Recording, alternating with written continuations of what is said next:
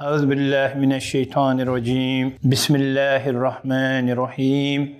İkinci söz. Bismillahirrahmanirrahim. Ellezine yu'minune bil gayb. İmanda ne kadar büyük bir saadet ve nimet ve ne kadar büyük bir lezzet ve rahat bulunduğunu anlamak istersen şu temsili hikayeciye bak, dinle. Bir vakit iki adam hem keyif hem ticaret için seyahate giderler. Biri hodbin, talihsiz bir tarafa, diğer hüdabin, bahtiyar bir tarafa suluk eder giderler. Hodbin adam hem hodgam, hem hotendiş, hem bedbin olduğundan bedbinlik cezası olarak nazarında pek fena bir memlekete düşer. Bakar ki her yerde aciz biçareler, zorba müthiş adamların ellerinden ve tahribatlarından vaveyla ediyorlar. Bütün gezdiği yerlerde böyle hazin, alim bir hali görür.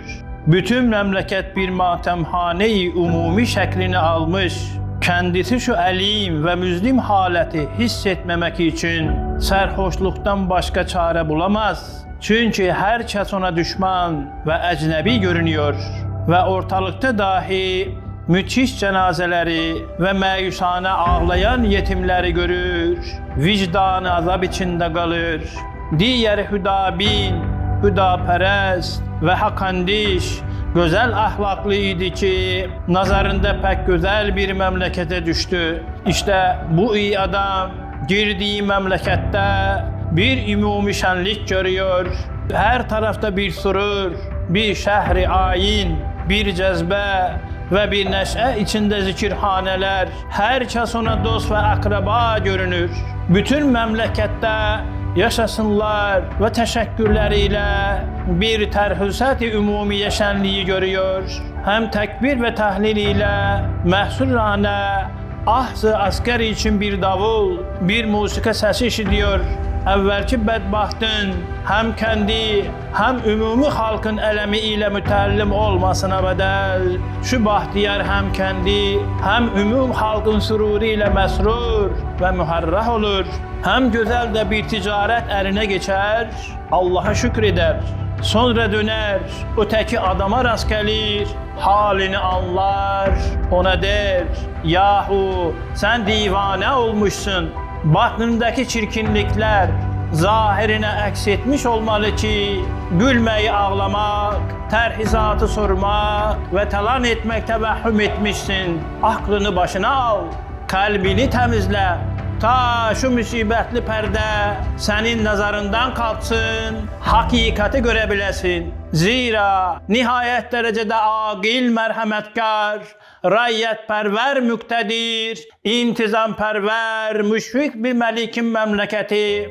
Hem bu derece göz önünde asar-ı terakkiyat ve kemalat gösteren bu memleket senin vehminin gösterdiği surette olamaz. Sonra o bedbahtın aklı başına gelir, nedamet eder. Evet, ben işretten divane olmuştum. Allah senden razı olsun ki cehennemi bir haletten beni kurtardın der. Ey nefsim, bil ki evvelki adam kafirdir veya fasık, gafildir. Şu dünya onun nazarında bir matemhane-i umumiyedir. Bütün zihayat, firak ve zeval sillesiyle ağlayan yetimlerdir. Hayvan ve insan ise ecel penceresiyle parçalanan kimsesiz başıbozuklardır. Dağlar ve denizler gibi büyük mevcudat, ruhsuz, müthiş cenazeler hükmündedirler. Daha bunun gibi çok elim, ezici, dehşetli efham, küfüründen ve delaletinden neş'et edip onu manen tezip eder. Diğer adam ise mümindir. Cenab-ı Halık'ı tanır, tasdik eder. Onun nazarında şu dünya bir zikirhane-i Rahman, bir talimgah-ı beşer ve hayvan ve bir meydan-ı imtihan-ı insicandır. Bütün vefiyeti hayvaniye ve insaniye ise terhizattır. Vazife-i hayatını bitirenler bu dar-ı faniden manen mesrurane dağdağasız bir aleme giderler. Ta yeni vazifedarlara yer açılsın, gelip çalışsınlar. bütün təvallüdat-ı hayvaniye ve insaniye ise ahs-ı askere, silah altına, vazife başına gelmektir. Bütün zihayat birer muvazzaf, mefsurur asker, birer müstakim, memnun memurlardır. Tüm sedalar ise ya vazife başlamasındaki zikir ve tesbih ve paydostan gelen şükür ve tefrih veya işlemek neşretinden neşret eden nağamattır. Bütün mevcudat o müminin nazarında Seyyid-i Keriminin ve Malik-i Rahiminin birer munis hizmetkarı, birer dost memuru, birer şirin kitabıdır. Daha bunun gibi pek çok latif ve ulvi ve leziz tatlı hakikatlar imanından tecelli eder, tezahür eder. Demek iman bir manevi tûbe-i cennet çekirdeğini taşıyor. Küfür ise manevi bir zakkumu cehennem tokumunu saklıyor.